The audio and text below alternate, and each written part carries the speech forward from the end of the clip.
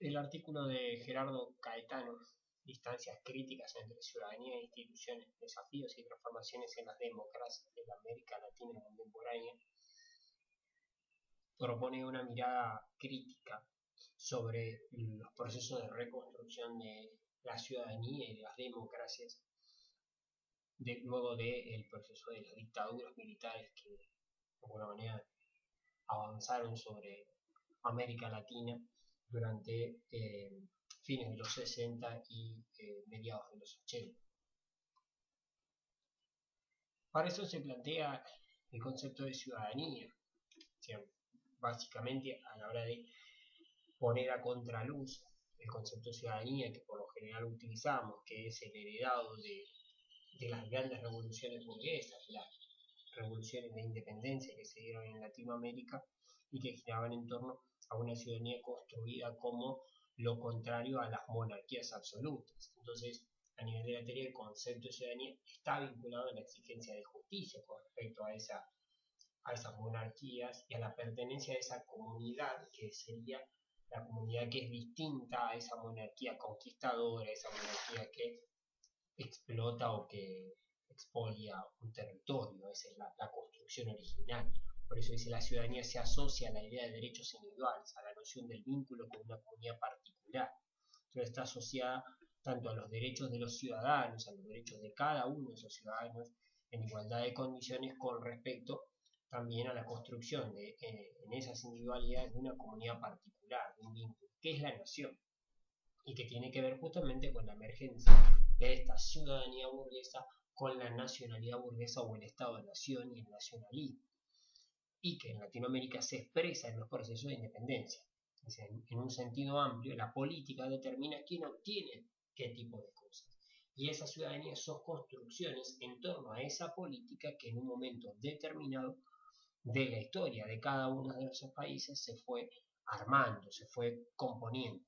Entonces la ciudadanía pensada en términos del siglo XIX tiene ciertas características que la hacen bastante distinta o es bastante disímil de la ciudadanía a la que vamos a tener que enfrentarnos por lo menos desde mediados de la década del 80 en adelante.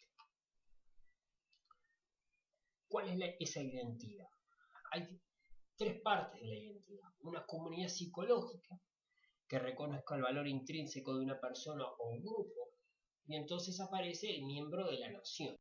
Por eso me siento parte mentalmente de un todo, de un conjunto, de un colectivo. Ese colectivo emerge como suma de individualidades, pero también emerge como parte de una trayectoria, de un conjunto de costumbres y de hábitos que hacen a esa comunidad psicológica.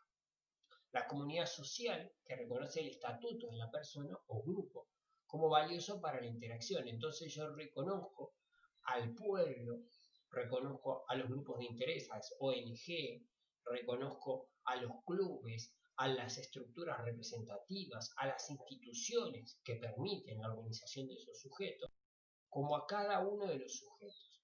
Entonces es una comunidad social que forma un todo, no solamente un conjunto de individuos aislados, sino que es un conjunto de individuos aislados más las comunidades o las estructuras comunitarias que ellos mismos se han dado a sí mismos. En tercer orden aparece la comunidad interactiva, la comunidad en la cual los sujetos intervienen, intercambian pareceres, prácticas, saberes, servicios, bienes, que es la comunidad que circula al interior de la propia nación, del territorio, la que construye a los ciudadanos como seres articulados entre ellos, interactuantes. O sea, ¿cómo fundar nuevas ciudadanías? O sea, si yo miro esos tres tipos de ciudadanías que marcábamos, la psicológica, la social y la que está vinculada a la interacción, cómo pensar esas ciudadanías, esas formas de ciudadanía, esas identidades ciudadanas en torno a los 80 y en torno más allá a la globalización. Entonces la ciudadanía sugiere una tensión permanente entre los diferentes componentes que articulan la identidad política y colectiva de los miembros de una sociedad democrática. Entonces está la identidad del partido al que yo comulgo, al que considero o a las ideas políticas a las cuales yo apoyo, una identidad colectiva que es la identidad toda, donde están todas las identidades políticas, también confluyendo. O sea, la construcción de nuevos pactos de ciudadanía capaces de refundar las lógicas democráticas. ¿Por qué? Porque luego de las dictaduras, o de alguna manera el efecto colateral que deja la dictadura, es el no respeto a la otra idea. Entonces la dictadura elimina la otra idea. Todo aquel que no es parte de la idea instalada por cada una de esas dictaduras es eliminado, es torturado, es de alguna manera borrado de la historia. Sin embargo, en esta nueva recuperación de las democracias necesito respetar las identidades políticas y las identidades colectivas, buscando una nueva lógica democrática y los canales de participación para que esas identidades políticas y colectivas puedan ser llevadas adelante en términos democráticos. Entonces aparece cuestionada hasta la posibilidad de la modelización rígida del proceso. Cuando nosotros iniciamos esta ciudadanía de los 80, cuesta poder encontrar un modelo de cómo es esa ciudadanía en todos los casos. Y lo más constante es poder marcar que esta nueva expansión de la ciudadanía lo que muestra es una gran variedad, un crisol de formas de ciudadanía. Formas distintas de representación, formas distintas de participación en política. Esta tercera ola democrática, que es la manera concreta en la cual Caetano la llama, está vinculada a otras dos olas anteriores. Una es obviamente la ola democrática burguesa que mencionábamos al principio, asociada a las independencias, que tiene que ver con la gran emergencia de la primer ciudadanía, la ciudadanía de las independencias y de la igualdad de los hombres ante la ley, para hacer una expresión bien concreta.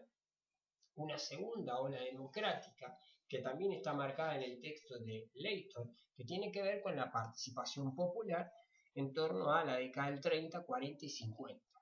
¿No? El pueblo reingresando a la democracia en otros términos. Y la expresión en esa nueva democracia, en ese reingreso, que son los populismos, que tienen que ver con una resignificación de la democracia original, de aquella primera democracia de la primera ola.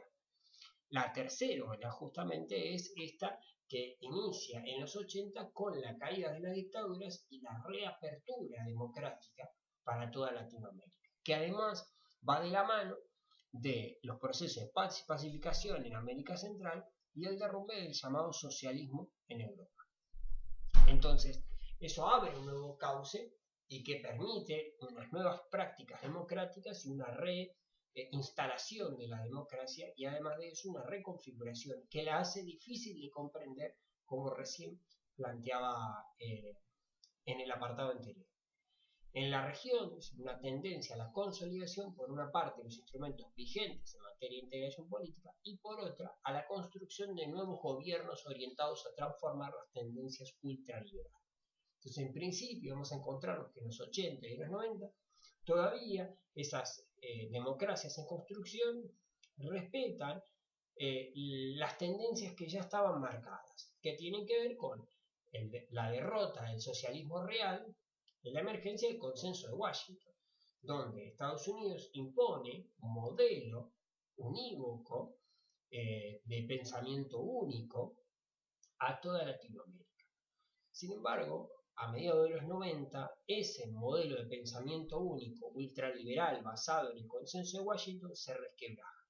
Y el resquebrajado de esto lo que empuja es a una tendencia en consolidación, donde lo que se busca es una integración política con carácter mucho más progresista, y que se pone en evidencia, en pocas palabras, en la aparición de gobiernos como el de los Kirchner, el de Hugo Chávez, el de Lula da Silva, el de Evo Morales, el de Correa, que tiene que ver con una mirada distinta con respecto al consenso de Washington y también con una mirada distinta en términos regionales, pensando en la integración de Sudamérica en principio, luego de Latinoamérica y luego de Latinoamérica y el Caribe, buscando, al parecer, la misma forma que nosotros hasta acá le hemos dado a la asignatura, que tiene que ver con pensar una Latinoamérica que de algún modo incluye a países que no hablan el mismo idioma, que no comparten una historia similar, pero que parece ser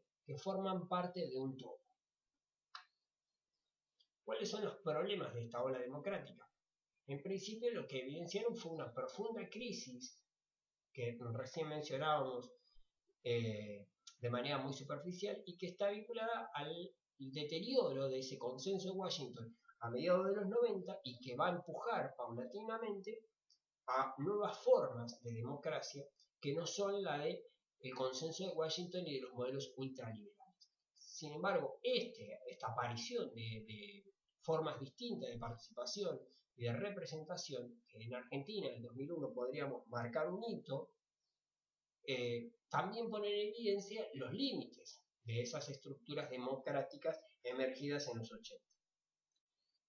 Uno de los límites establecidos bien claros es el descreimiento de la democracia. O sea, un proceso donde la población, la ciudadanía, descree del sistema democrático. Una de las instancias por las cuales también se motiva el descreimiento es la corrupción y la falta de transparencia administrativa, que en las encuestas de la UNESCO y de la ONU parecen ser los ejes esenciales sobre los cuales se plantean las críticas a los propios gobiernos en el espacio latinoamericano. La necesidad de respuestas institucionales a esos problemas, una de las cuestiones que se marca también, es que frente a este descreimiento, frente a esta supuesta corrupción, esta supuesta falta de transparencia administrativa, no hay respuesta. Y en tanto en cuanto no hay respuesta, justamente se aumenta todavía la ola de descreimiento con respecto a las instituciones democráticas. Giro de época. La globalización asesta un cambio en la forma de hacer y acá es necesario volver a repensar cómo se plantea desde el inicio del artículo. Plantea la modificación de la lógica ciudadana, las características del ciudadano. Bien, la globalización modifica sobremanera la lógica de funcionamiento de la ciudadanía. En principio hay una mirada crítica que postula que la globalización destruye la integración social y regional, por lo tanto destruye las bases sobre las cuales se construye la nación, la identidad ciudadana. Hay una mirada apolítica, o sea, donde parece que la globalización no está asociada a la política, sino que es una gran explosión, un gran cambio, y ese gran cambio no parece estar vinculado a la cuestión política. Hay otra mirada, que es la mirada posmoderna, desde la que se reconocería el surgimiento de un mercado de imágenes, de un nuevo modelo software cultural que modifica la forma radical de la vida cotidiana. Entonces las personas viven de un modo distinto, viven de un modo global, pero que parece que tampoco está muy asociada a las cuestiones políticas de la globalización. Hay una mirada tribalista, como fuerte contexto de exclusión en el marco de identidades frágiles, fugaces y móviles, donde la globalización lo que contribuye es la construcción de identidades que no es la identidad del ciudadano, no es la identidad de la nación, sino que es la identidad del grupo de rock que escucho, es la identidad de la moda que uso, es la identidad del juego que juego en internet o de la serie que miro. Entonces esa mirada tribalista nunca me permite integrarme como ciudadano de una nación o de un territorio, sino como más o menos integrante de una tribu fugaz, porque depende de cuánto voy a jugar el juego o cuánto voy a mirar una serie, totalmente móvil y frágil, porque mi identidad va a cambiar en cuanto yo cambie la tribu a la cual me siento integrado. Una nueva mirada también está vinculada a esta especie de panteísmo moderno, sin dioses, con mil energías, la globalización como la gran creadora. Está también asociada a este panteísmo en lo que se vivió en el siglo XIX, donde la ciencia parecía ser el nuevo Dios y rompía y atacaba a Dios de alguna manera, pero esa energía productiva era una energía de cambio, una energía que soñaba una sociedad distinta. Sin embargo, la globalización se presenta como una sociedad distinta, creadora, pero además que no puede explicarse a sí misma. Es una sociedad que se atomiza, que explota, que se encierra hacia adentro en estas tribalidades, en estas trivialidades también. Una mirada culturalista, desde la que se celebraría el encuentro con el otro, donde la globalización nos permitiría integrarnos a los diferentes pueblos y conocernos como pueblos y como mundo. Está vinculado también a la idea de la famosa aldea global, que permitió integrar muchas cosas, pero no integrar a tantas otras. Nos referimos a todos aquellos que no tienen internet o a todos aquellos que no pueden vincularse desde algún modo a la globalización, quedan afuera de la globalización. Por lo tanto, esa integración con el otro o encuentro con el otro no sería tal. Una mirada de atrincheramiento reactivo, donde las personas encerradas en sus vidas individuales, ya ni siquiera el tribalismo, mucho más atrás, mucho más retroactivo, estarían saliéndose de los sistemas de participación, estarían alejados de la lógica de la ciudadanía, alejados de los patrones de identidad y por lo tanto deteriorando no solamente las bases de la ciudadanía, sino las bases del propio funcionamiento democrático.